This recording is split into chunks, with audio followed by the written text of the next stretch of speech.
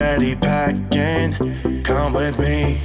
I'm not really asking. We'll get away to a place where we don't know. About to see the world in action, what we can be, life with no distractions. We'll get away, this is what we waited for.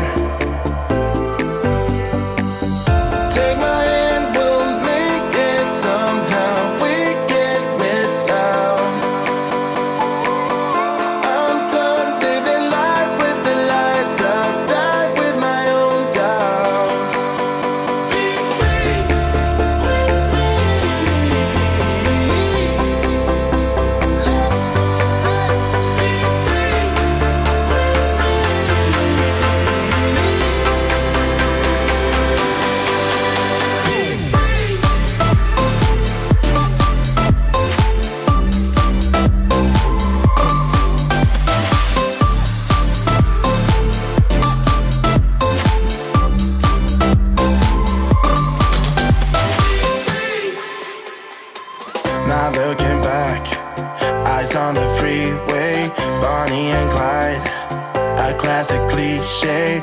We're on the run, this is what we waited for.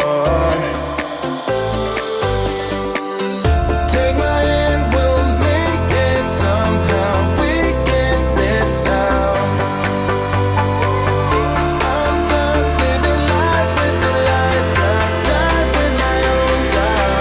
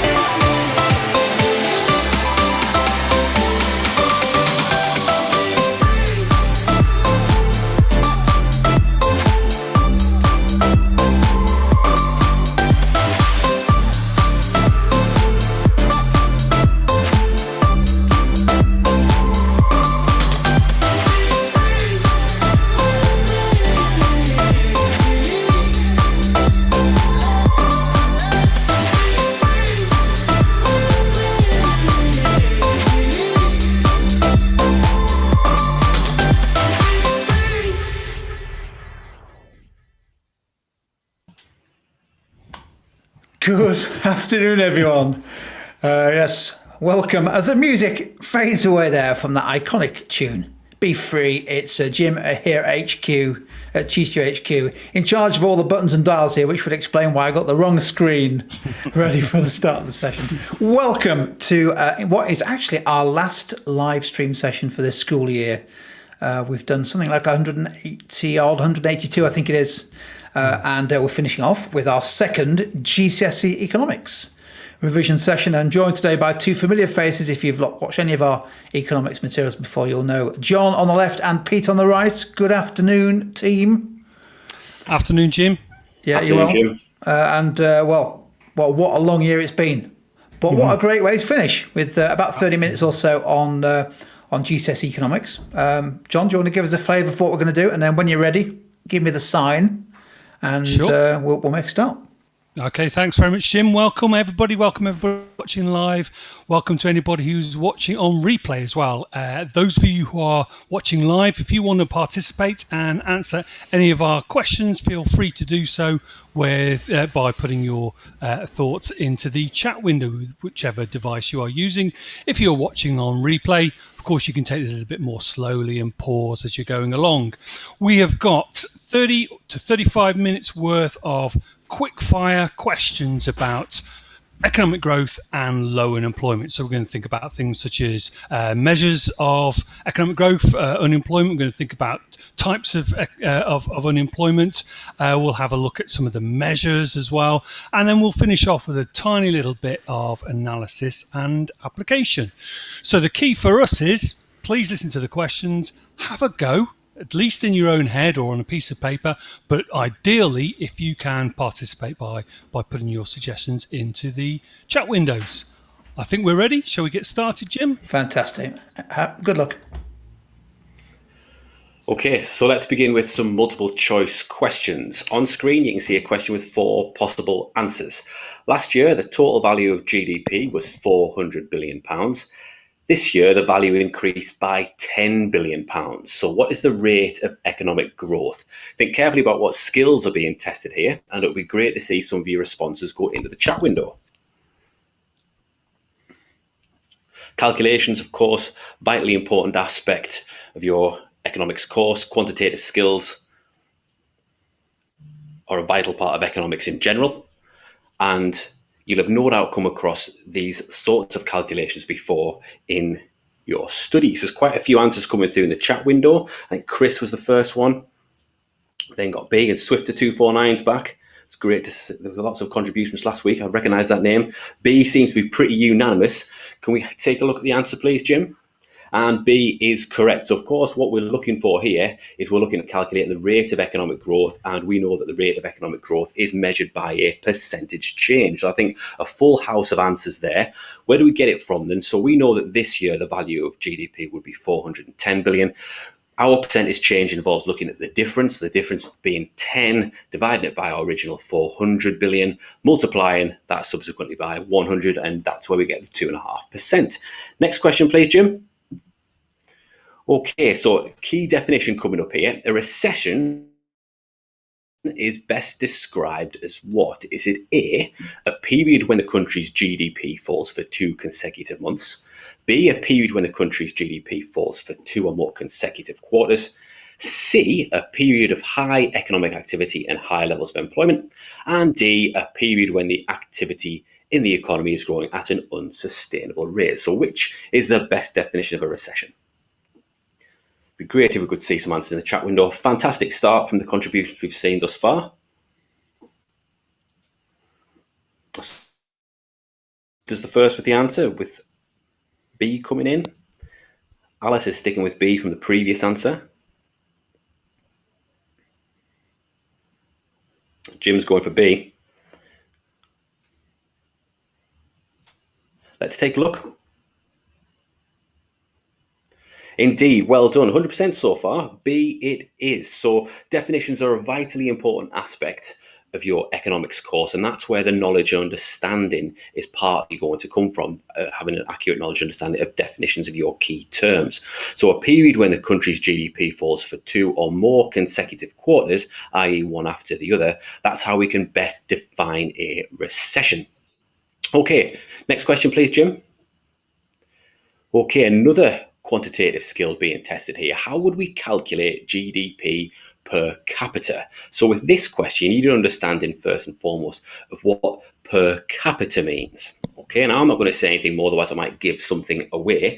But do you think it's A, GDP divided by the population multiplied by 100? Is it GDP divided by employment, GDP divided by the workforce, or GDP divided by the population? What do we think with this one, folks?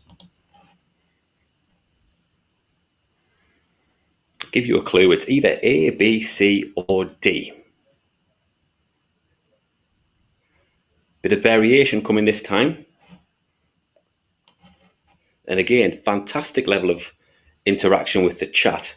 Brilliant to see. Let's take a look at the answer, please, Jim. Well done. Per capita does, as Jim suggested in the chat window, suggest something to do with the population. And per capita is per head. So if we want to know how much GDP generated per person that lives in a given country, then we need to take our value of GDP and divide it by the total population. That gives us a value for how much GDP has been generated for every person that lives in a particular country. Thanks very much, Jim. On to question 4. Okay, another key term that's being tested here. Structural unemployment will be best described as what? Is it unemployment caused by a downturn in seasonal demand for products or services in an industry? Is it unemployment that's caused by a downturn in the economy? Is it unemployment that's caused by a downturn in demand for products created within a certain industry? Or is it a type of unemployment when workers are between occupations, i.e., they're between jobs? What do we think this one? So, our definitions of unemployment are vitally important. And again, it's important that you're aware of the different types because the different types have different consequences. And of course, different consequences suggest different remedies. Ruth's the first one here, trickier one indeed. Ruth thinks C. Alice thinks A. Bit of copying going on, going for C. It does require a little bit more thought, this one, and its questions are a little bit tougher when you've got different types. And that's why it's so important to have a thorough understanding of specific key terms. If you know the specifics, then you can take your analysis to a higher level going forward. Let's take a look at the answer then, Jim, please. Okay, if you said C, whether it's from the chat window or whether you've paused the video at home and you're watching this at a later date, C is the correct answer. Well done. It is unemployment caused by a downturn in demand for products within a specific industry.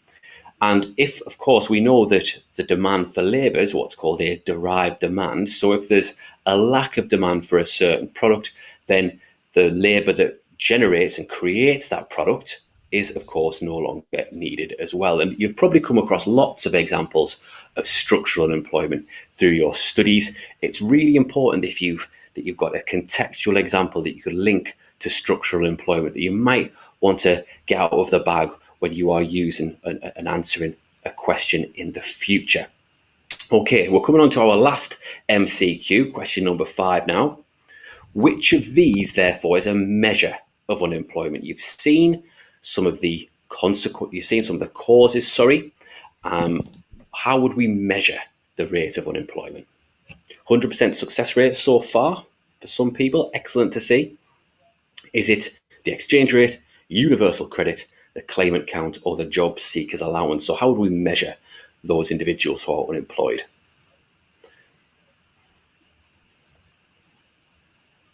Swifter by name, swifter by nature, come in there with C very quickly to begin with. Excellent.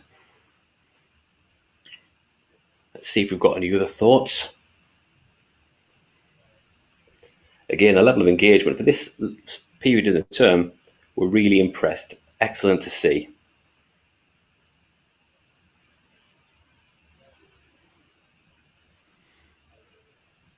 We've got a newcomer. Duncan's coming in with C as well. Let's take a look at the answer, please, Jim.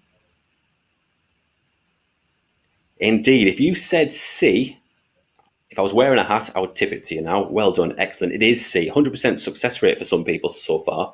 And the important thing here is to remember that there are 2 measures of unemployment. Okay, there's the claimant count and the labour force survey, or the ILO measure of unemployment. Now, some people might have been tempted to go for D. Now, D, that's of course what people can claim when they are out of work, job seekers allowance. Okay, universal credit has come in, and that acts as a sort of catch-all benefit now for those who are unemployed. The exchange rate, that's sort of, well, that's a red herring, isn't it? That's got nothing really to do with the measure of unemployment. So we've really included that one there to test whether or not you understand the key terms that are associated with this bit of the specification. So claimant count, those who are claiming unemployment benefits, and of course they're counted as being unemployed if they're claiming that benefit. It's important that you can actually think with some of these terms as well about some of the problems as a measure of unemployment, because sometimes the data might be not 100% accurate, as not everyone who's eligible to claim via the claimant count method may do so. So that's it for the MCQs. Fantastic start, and I'll pass you over to Jon. Oh, thanks very much, Peter. Some fantastic responses there. Lots of correct answers. Well done to everybody's taking part. This time I'm going to ask you to do something slightly different in terms of your contributions to the answers. We've got a text. Jim, if we just move the slide on to the next one, please. We've got a piece of text here, and it's all about economic growth, the measurement of economic growth and some of its impact. But you'll notice straight away that there are some words that have been redacted out, to been blanked out with some black spaces, and I want you to tell me what those words or phrases are. So I'm going to go through them one at a time, and as I go through them, I'd be really grateful if you can just quickly type into the chat window what you think the missing word is. We're going to try and mend the gap here. Okay, so let's start off. Economic growth is an increase in a real domestic what? We know the word starts with P. We've already said the phrase itself, I think, during the MCQ. So hopefully you were listening to that, even if you don't know straight away what that P is. Anybody going to tell me what they think that P word is? Gross domestic what? It's a strange sounding phrase, this one. Alice was first in there with gross domestic products. Let's just see whether Alice is correct, please, Jim. Indeed, gross domestic product. Really strange phrases. I always think that we've got lots of odd phrases as part of economics, and this one seems to be the most odd. So it's a measure of economic growth that dates back to, it's been used internationally since the end of the Second War, tending to look at other ways of measuring economic growth and social growth in more recent times, but GDP remains the primary way of measuring economic growth.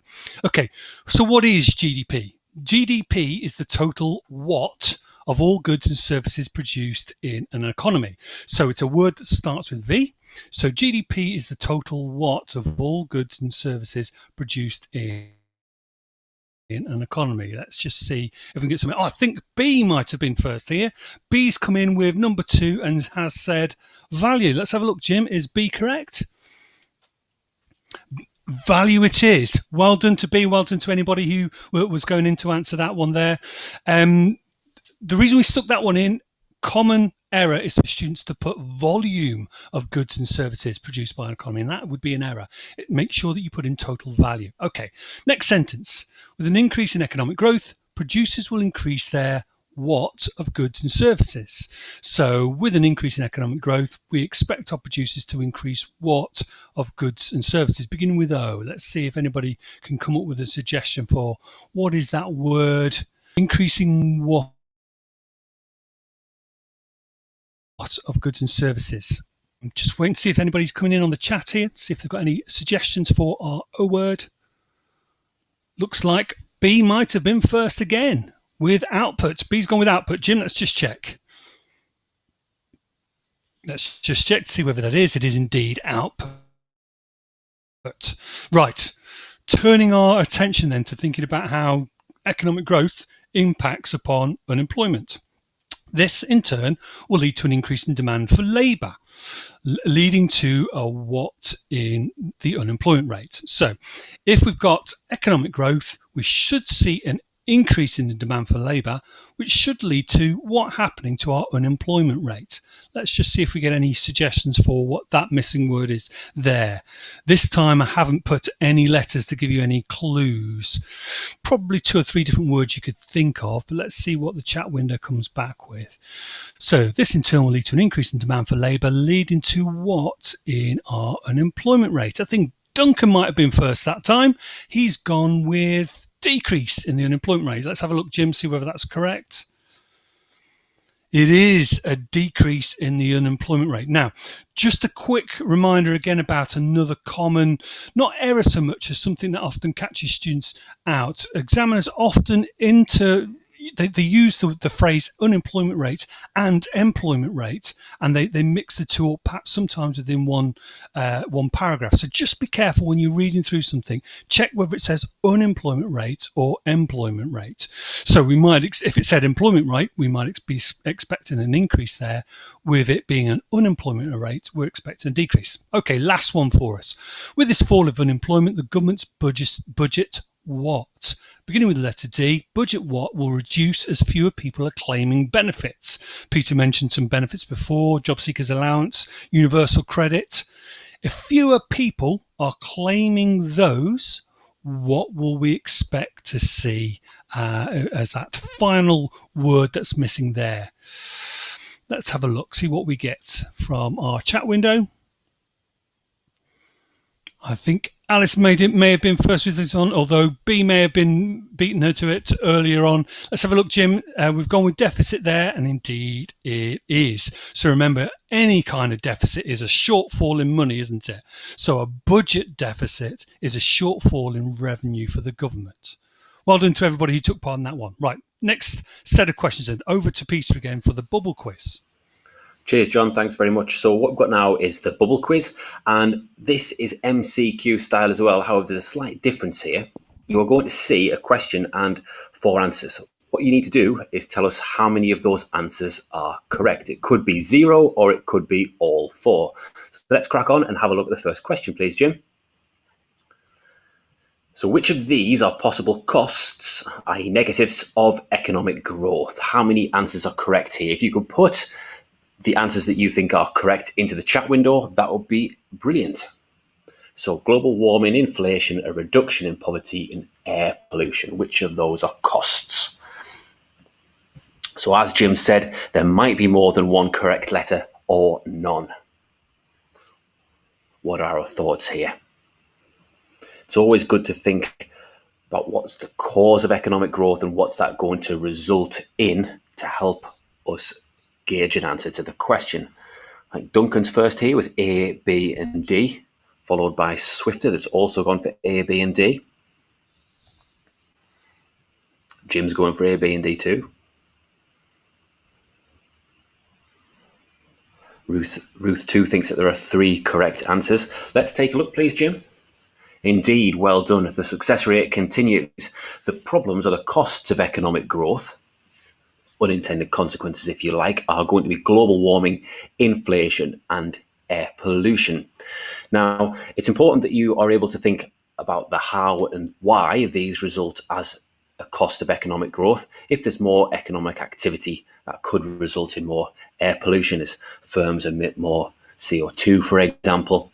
And as a consequence of that, we may see increased global warming, which we know links to the negative externalities aspect of our course. And as people become richer, as we see an increase in incomes that are associated with economic growth, we might have an increase in demand for certain goods and services. But as we know, certain goods and services may be limited in their supply, and that increase in demand may push up price levels in total. Hence, that gives us inflationary pressures, which is again another cost of economic growth. So well done there. Let's take a look at question number 2. So now we've seen the costs. This question is asking you what could be a contributor to economic growth. So which of the following could contribute to economic growth? A reduction in government spending, a decrease in income tax, regulations preventing firms from entering markets, or investment. So how many do we think are correct here?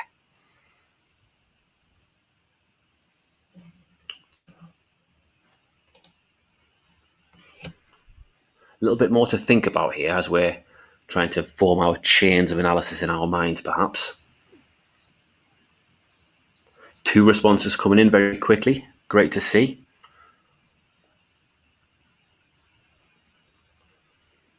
Sometimes it's also helpful when you see a question like this, what's it asking us at its core?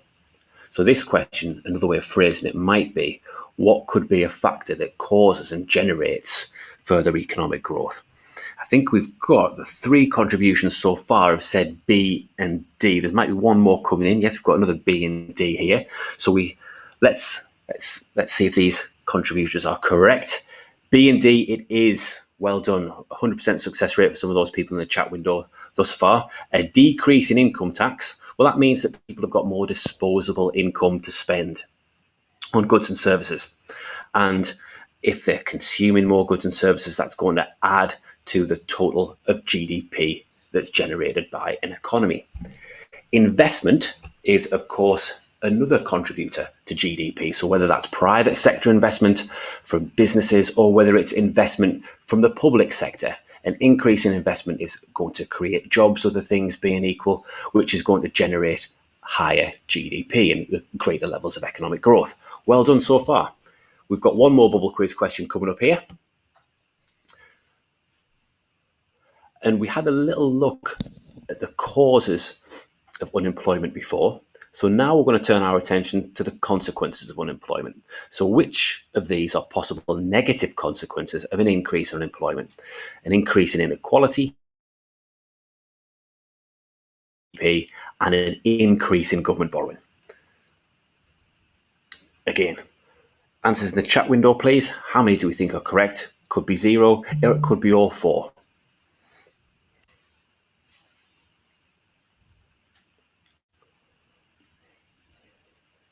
I think Duncan could be first here.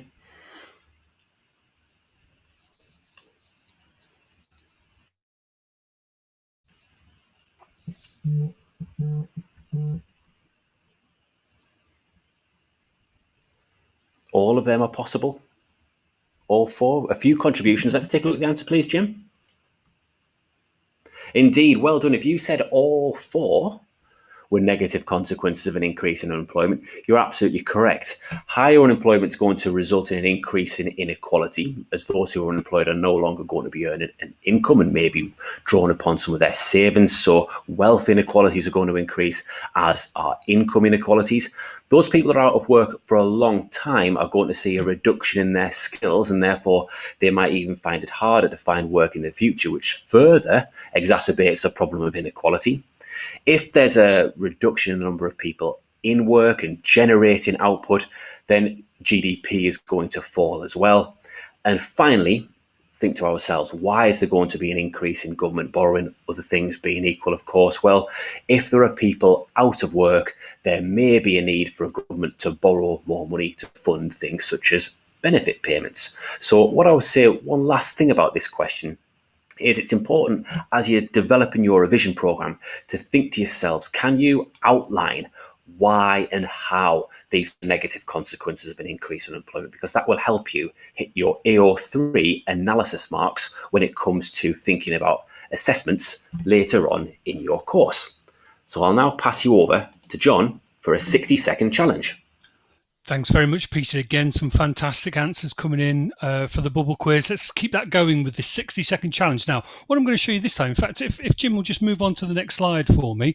On the left-hand side, you've got 5 determinants or things that could cause economic growth.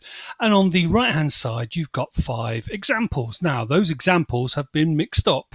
So I'm going to give you 60 seconds, or nope, I'm feeling generous. So let's give you a whole minute. I'm going to give you a whole minute to match the determinants of economic growth with the examples. So the letters on the left-hand side will represent the determinants, and the examples will be numbers on the right-hand side. So all I need you to do is tell me, let's for example say that you think increased investment A is an improvement in the quality of capital goods. You would put A3. So I'm going to give you 60 seconds. Let's see how many you can match up in that time. The time will go very quickly, and it's quite a tough thing to do, but let's see how many you can get. So let's start the clock, please, Jim. How many can you get in the 60 seconds? How many of those 5 can you match up? So remember, letter with number, please. A letter with a number to tell me what you think matches with what on the left-hand side matches with the right-hand side. Let's see what thoughts we get in the chat window. A little bit of tense music taking place there, just to put a bit of tension on. Can we find any?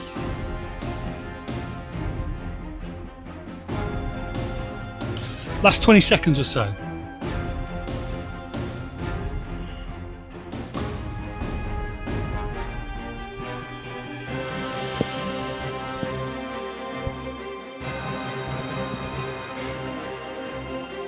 B is asking whether E matches with 4. Let's have a look in a second or two.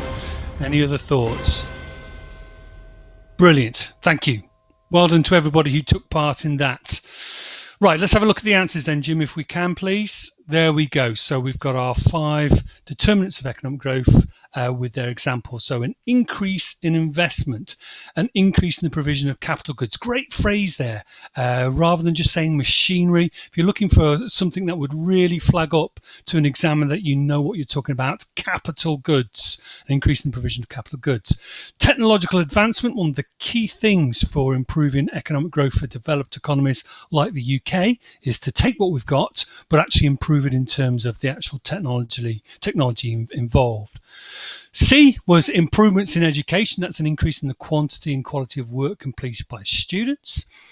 You may have seen over the weekend, in fact, that former Prime Minister John Major was saying that GCSEs, the very qualifications that you're taking, are no longer fit for purpose. And actually, a modern economy should have something slightly different from GCSEs. Another MP was suggesting that GCSEs should be scrapped altogether because students would learn more if they went straight for their exams later on in their life. Anyway, an improvement in education is something that can genuinely lead to economic growth.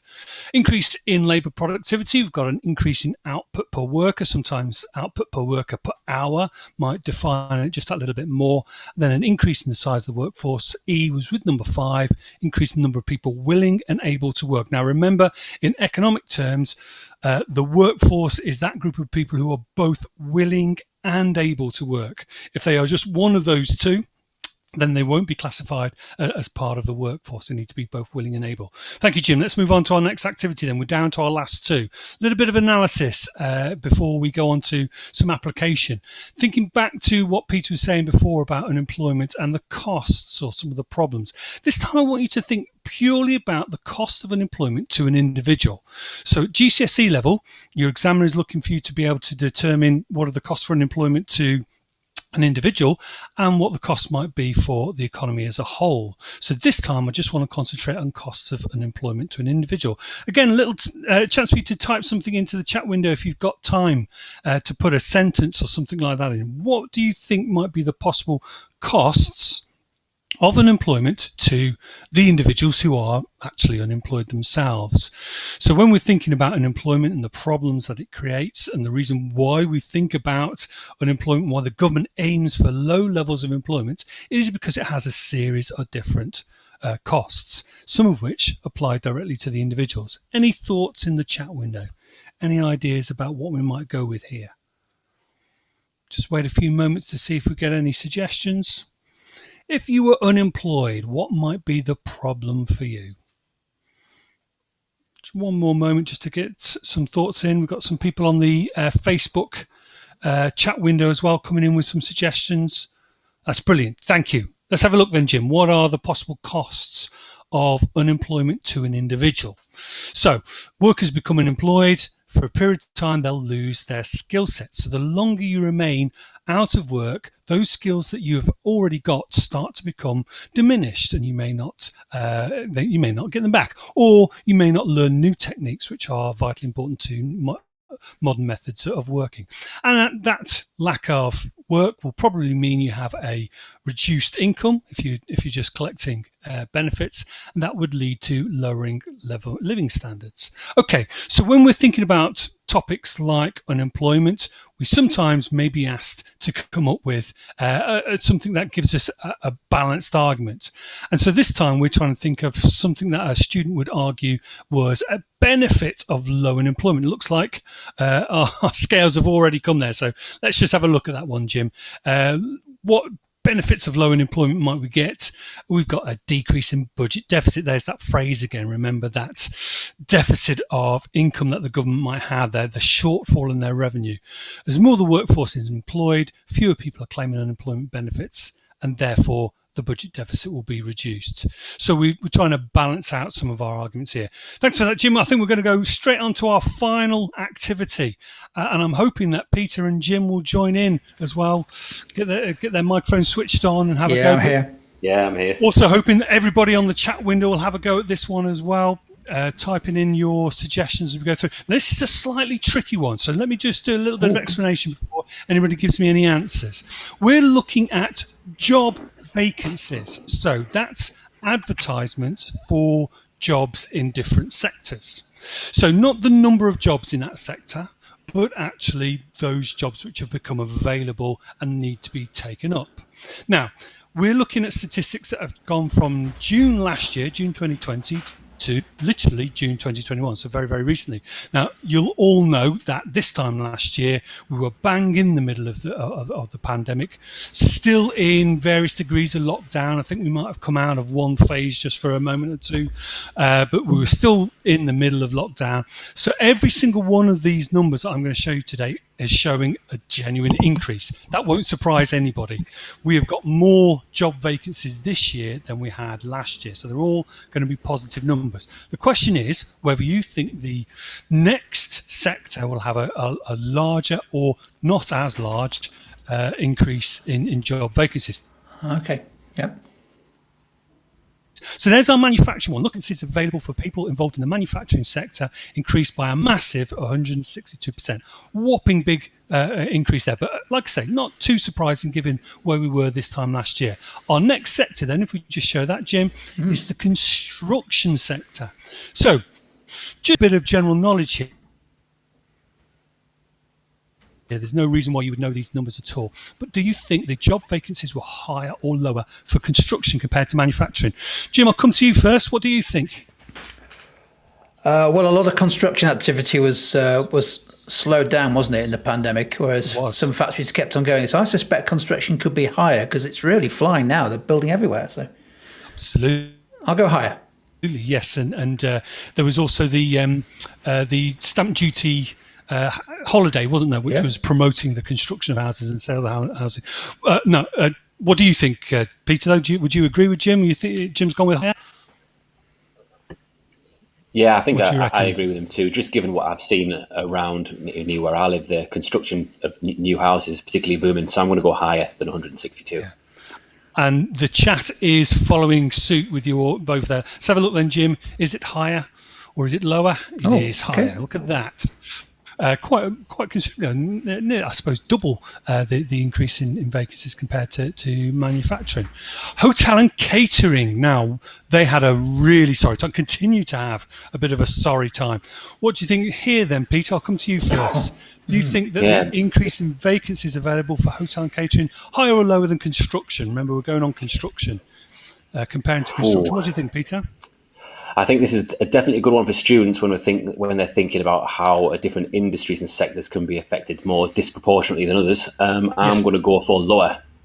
Lower, okay.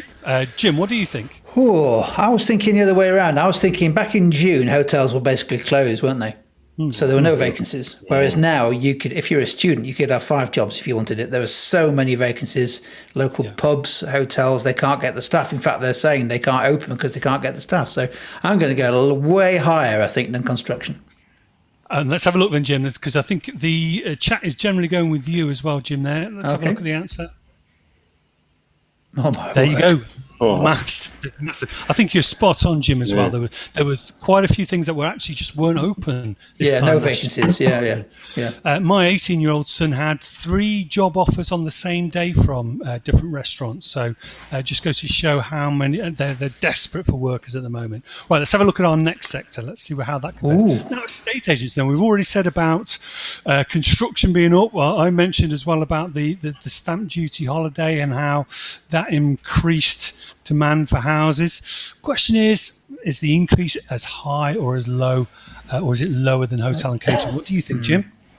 Oh, well, I mean, I think hotel and catering looks astronomically high, doesn't it? So I think you've already told us it's higher, but it can't be as high as that. So I'm going to go way lower. Lower than hotel and catering. Lower. Okay. Peter, would you agree? Would you go with something different? Yeah, that figure's really surprised me, the hotel and catering. But then, nevertheless, a lot of students in my sixth form classes have got jobs in that industry. But I don't think there's going to be that much activity in estate agents because they were obviously still open at times, weren't they? In this second or third lockdown. So I'm going to go lower. Okay, and just looking at the chat window, many are agreeing with you. So let's have a look, Jim. It was, yes. It was, yes. A higher increase than the manufacturing, but way down on hotel and catering. Last one for us. Last question of our revision blasts for this academic year: arts and entertainment, theatres, cinemas. Higher or lower than estate agencies? Peter, what do you think? Higher or lower than estate agencies? Well, I'm going to have to go with my gut, and I have seen, the Theatre Royal near where I live is being a bit more busier than usual, so on social media. So, and as the old Sunderland Empire, so I'm going to stick my neck on the line, and I am going to go with higher. Okay, going to go with higher for that one. Jim, would you agree? Yeah, well, that's interesting from Pete. That's useful evidence. Also, thinking back to June 2020, does arts and entertainment include circus? I guess it does, doesn't it? Because I know that there were tens of thousands of clowns that lost their jobs back in June 2020, and a lot of them are still claiming for funfair dismissal. So I reckon now that arts places are opening up again, entertainment, I think it's going to be higher than estate agencies. I'll go higher. You're going to go higher, and well, we've got actually a mixture of different suggestions from the chat window, so it'll be interesting to see. I think, Jim, as you're saying about hotel and catering, many hotels were closed this time last year. I think the same probably applied to arts and entertainment places. Cinemas. So let's have a look at the answers. Yeah, let's have a look at the answer. It's similar, isn't it? Another huge number. And obviously, generally looking at all those numbers, no matter what the sector, is a positive thing for the UK economy if job vacancies are on the increase. It's just a case of supplying them now, isn't it? And finding the labour to do it and letting them stay at work rather than having to self-isolate, isn't it? Brilliant. Thanks ever so much, Jim. Thanks for that. I suppose the other issue is that we're, 18 months, 20 months on from Brexit. So, well over 1 million people who traditionally worked in hotel and catering, arts and what have you have left the labour force, haven't they? They've gone back to in many cases continental Europe, so that makes vacancies even higher. So absolutely really interesting stuff. Yeah, interesting superb stuff. And I redeemed myself after that poor bit of mouse work and clicking on the on balance activity, but a fantastic session to finish off our program of almost 190, I think it is, live stream sessions across a variety of subjects. So if you found it useful, as always, when we never take this for granted, give us a thumbs up on YouTube, either if you're watching live or on replay. That's really helpful for us to get this kind of resource and content suggested to other GCSE Economics students. They've earned a long rest over the summer, so huge thanks to Jon and Pete and the rest of the economics team. It's an amazing team behind the scenes who put all these different resources together. Big thanks for me to them. But we are going to take a break for a few weeks, but we'll be back bigger and better than ever with some live streams when the new term starts. And hopefully we'll catch you if you're taking some qualifications, GCSEs or A-levels, next autumn term. I think, is there anything else I've missed out, Jon? I think that's just about it, isn't it? Other than to say, well done. Yeah. Thanks for joining us. And we'll hopefully catch you on one of our next live streams in the autumn. So see you later. Have a good summer, everybody. Bye.